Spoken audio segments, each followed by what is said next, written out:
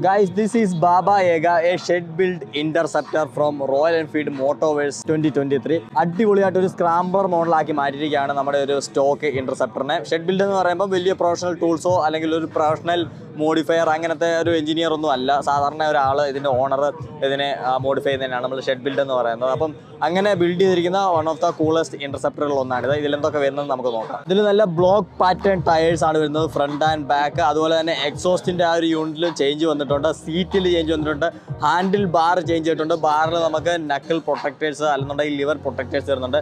ബാക്കിലായിട്ട് ഒരു ലഗേജ് കൊടുത്തിട്ടുണ്ട്. അതുപോലെ തന്നെ നമ്മുടെ ടെയിൽ ലാമ്പിൻ്റെ ഡിസൈൻ മറ്റൊരു റൗണ്ട് ടെയിൽ ലാമ്പ്, അതിന് ചുറ്റും ഒരു അലുമിനിയം ഫിനിഷൊക്കെ കൊടുത്തിട്ടുണ്ട്.